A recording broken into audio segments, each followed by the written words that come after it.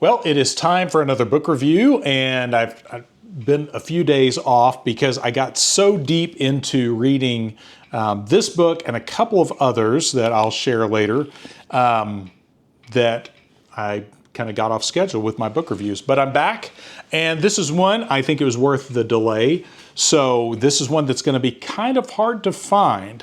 And especially after I do this review, it's probably going to be even harder to find. So, but anyway, we'll jump right in here. This is The Mini-Nuke Conspiracy by Peter Hounam and Steve McQuillan. I think I'm saying these guys' names right.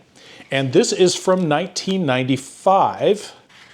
And originally it sold for, looks like the price tag, the original price tag is still inside there from 1996 for $19.95.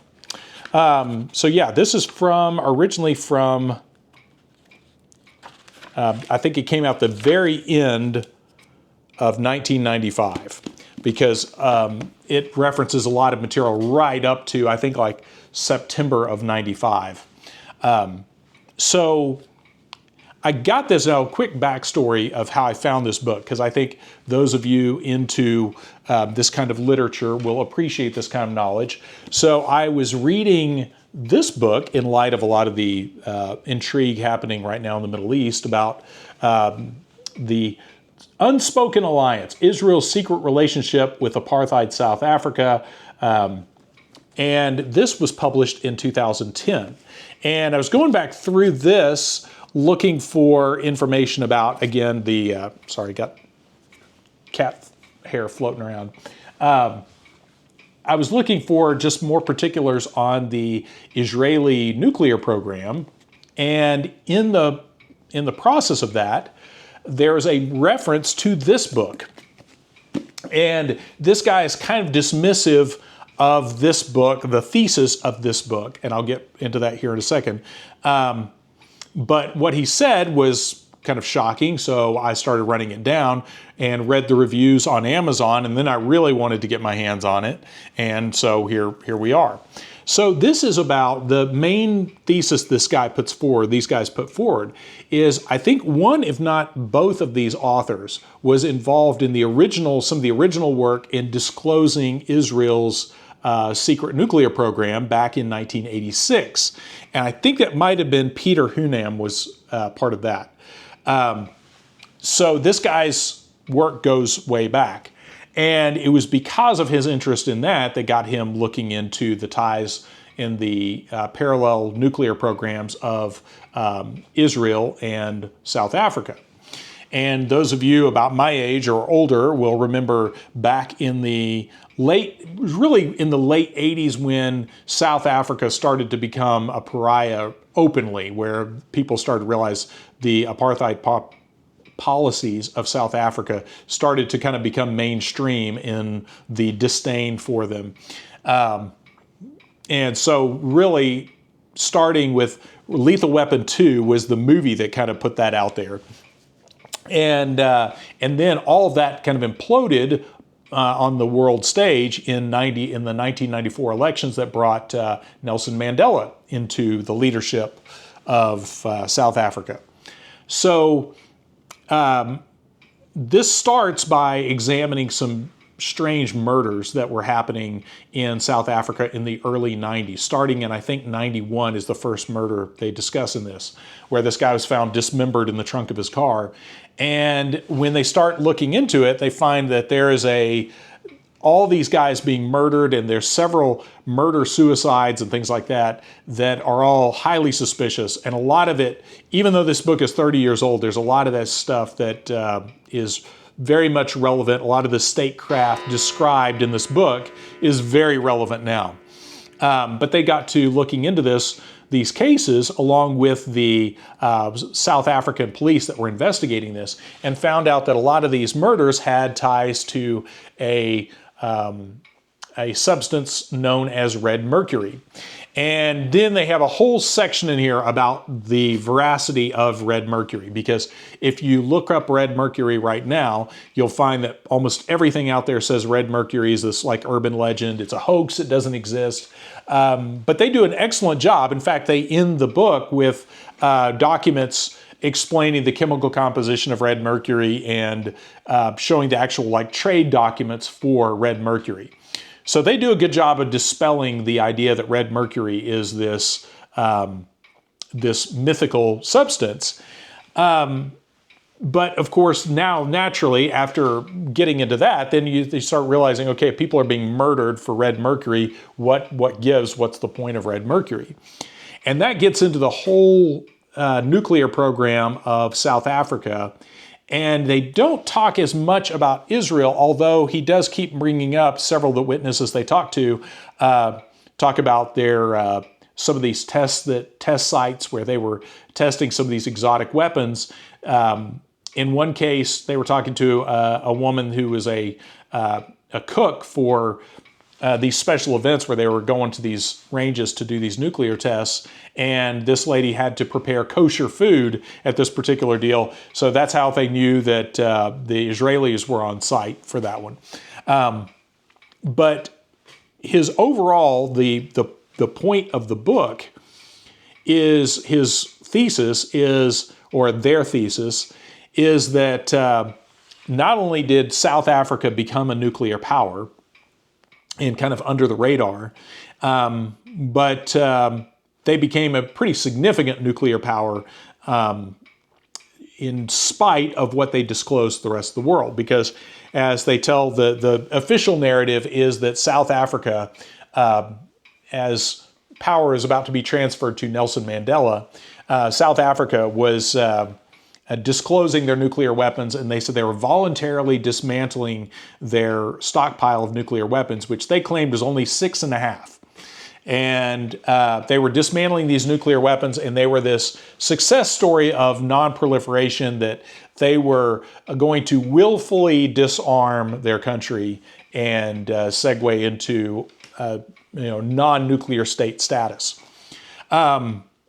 And the whole point of the book is showing how not only were they a nuclear power, they were making a lot of nukes, and they had discovered the use of red mercury for making very clean nukes in something that they refer to as Project Shampoo, meaning clean nuclear weapons. That not only had they perfected a neutron device, but a very sophisticated miniaturized neutron device that left behind almost no radiation. And this was all done through the use of red mercury and they get into all the particulars. The thumbnail for this video is a diagram for warheads using red mercury. So really fascinating stuff. Now, where it gets really dark and really kind of far out is there's a few different claims they make in here that are pretty mind-blowing and will definitely have you kind of rethinking a lot of history. And one of the main things is they say they had published, that South Africa was publishing, that they had these 6.5 nukes, and they were what they referred to as, all the scientists and people they interview talk about these as being dirty nukes. And when they say dirty nukes, they don't mean dirty bombs like we were hearing about after 9/11. When they say dirty nukes, they mean the conventional, old school gun type or simple, very simple implosion type nukes like what was dropped over Hiroshima and Nagasaki. Those are very, I guess, in nuclear parlance, what are considered dirty nukes because they do have a lot of fallout. So they had 6.5 of those that they publicly dismantled for the world to see. But their nuclear scientists and the guys, the nuclear insiders that they interview in this book, tell a very different story. That, again, they had a vast nuclear arsenal. And not only was it a vast nuclear arsenal, it was a very miniaturized. Like they talk about some of the nuclear devices being small enough that to launch from like a handheld launcher. And talk about, through the use of red mercury, being able to shrink the warhead size down to about the size of a baseball. And the red mercury thing, I'll say it right up front, if you start looking into it, that's definitely going to trip a lot of people up. That's red mercury is one of those things. I brought it up to a friend of mine here locally, and he was like, "Isn't that a hoax?" And that is definitely the general consensus. And these guys, through this book, and I'll link it on the end screen, there's a documentary put out by Channel 4, by the not the BBC, but by Channel 4 through their Dispatches program that follows the trail that actually came out before this book. Was one of the reasons this book got written was some British journalists looking into, in fact, I think it's Peter Hounam in that documentary that was exploring just the whole phenomenon of red mercury, because that actually traces back to the Soviet Union. So pre-1991, that allegedly they had discovered red mercury, which, you know, I'm not a scientist. I'll just give you the brief form here, but there's like a red mercury antimony or something, I forget. There's an oxide that can be made from, that's like a red powder. And then through putting this in a reactor and radiating this or something, I forget how they explain it all in here, about that it's converted to a very dense gel-like material.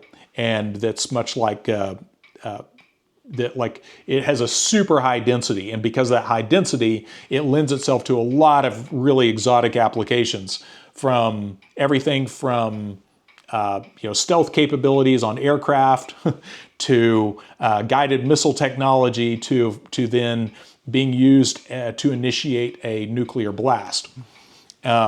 So lots of fascinating. The red mercury thing alone is worth getting the book and dive. This is the only book I've ever seen that really gets into that and does an excellent job of breaking it down and explaining all the different angles of it and all that. But the other fascinating thing about this book is this red mercury allegedly was originally coming from the Soviet Union. As it collapsed, that red mercury was being sold on the black market and to Western countries, friendly countries. Everybody was trying to get their hands on red mercury.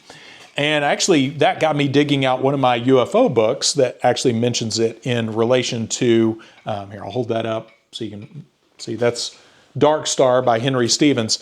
I thought I'd remembered reading about red mercury in other places, and red mercury actually possibly has its roots as far back as Nazi Germany, when they were experimenting with exotic stuff like the Bell and some of the propulsion systems, and allegedly their molecular bomb or molecule bomb or whatever, which is kind of like their atom bomb equivalency. So lots of fascinating stuff about red mercury history and all that. And one of the other interesting little tidbits of trivia about red mercury is that it has a very short shelf life. It has a time where after it's irradiated or whatever, it's active for like a few months, and then it starts to deteriorate and lose its potency. So ideally, for it to be useful to a nuclear nation, they have to be able to rejuvenate it or be able to ultimately create it on their own. And that's what he gets into. Also, he runs down the different chemical companies that were helping create red mercury within South Africa. But again, back to there's so much in this book. I probably need to come back to this book for a couple more videos, because there's so much in this that one review is not going to do this justice. But and even though this book is now 30 years old, there is so much of this that relates to all the stuff happening in the world. Because again, if these guys are right about even, a fraction of the stuff they're talking about in this book, it means that the nuclear capabilities of Western powers, and especially nations like Israel, are way greater than what is publicly disclosed. And I mentioned before, I go to church with a guy that retired from Pantex, and he had made some comments to that effect too, that the modern nuclear weapons did not have the fallout of the older weapons, but wouldn't really elaborate on that. So really fascinating stuff about that. But again, the kind of the darkest angle of that is he's saying that once this was disclosed and these supposed like dirty weapons were publicly dismantled for an oversight, they had like an oversight committee or something that made sure that they were in fact disarming. There was this whole other program that was operating in secret doing these more advanced weapons, and none of that stuff was ever declared, so it didn't have to be publicly disclosed or destroyed or dismantled.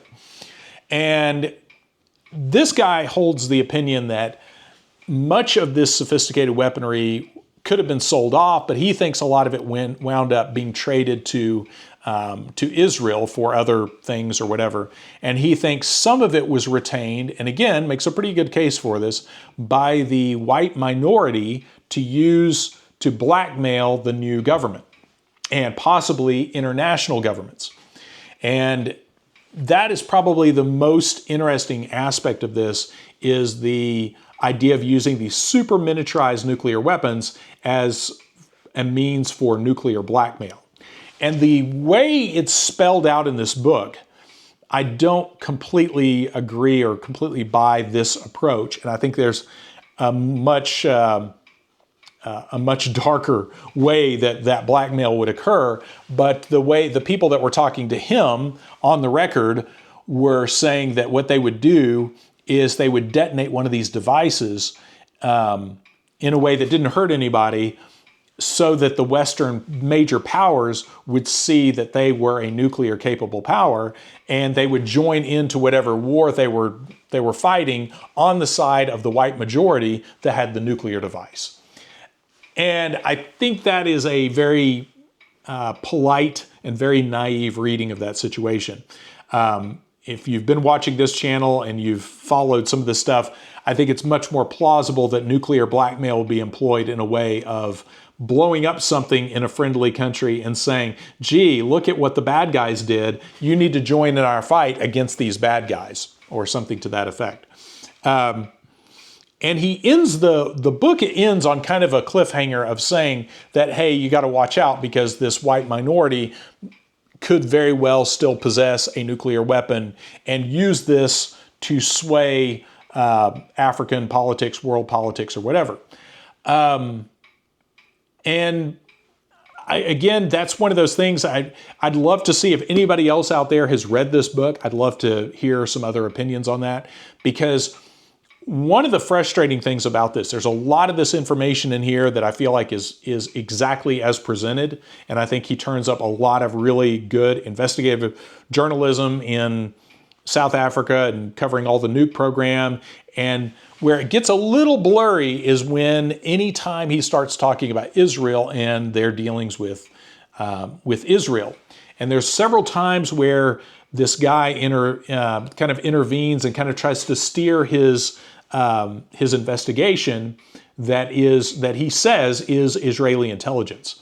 And that always sets off alarm bells for me there, that, of course, the boogeyman is Iran and Iraq are allegedly down in South Africa trying to buy red mercury from the South Africans. And there's fake red mercury, there's real red mercury, there's all kinds of intrigue going on with that. But overall, if you can get this book, this is definitely one, if you can find it and get it, it's definitely worth it. I think I paid about $40 for my copy. Not exactly cheap, but well worth it. As you can see, I've dog-eared tons of stuff in here. I mean, just the footnotes in this alone are worth the price of the book.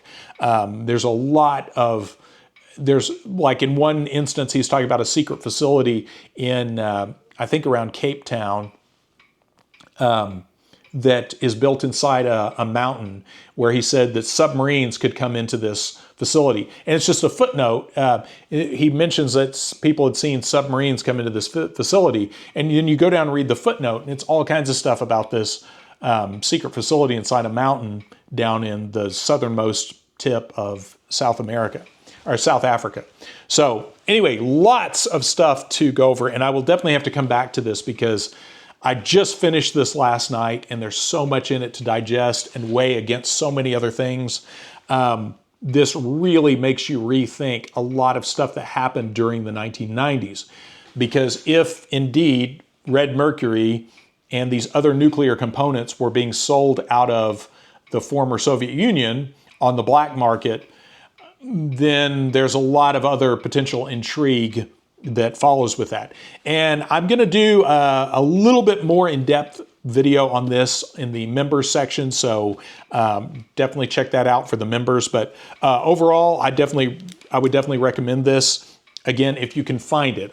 When I found it referenced in this book, I just thought it was just going to be another book that I look up on Amazon and grab for a few bucks, and that's that. So I was kind of surprised when initially, when I was searching on Amazon, it was totally unavailable. And I actually had to go on eBay and find a seller overseas that had it.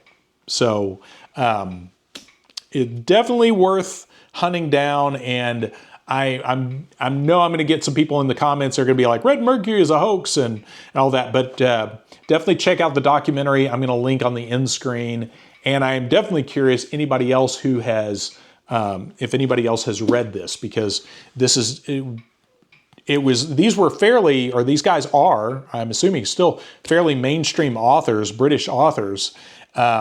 It's just this book is hard to get your hands on. So anyway, I'll stop there, but definitely check out the end screen. I'm going to link some other pertinent information. And if you're a member, go over to the member section, and I'm going to have a longer video on this. So again, thanks for watching, and thanks for supporting the channel.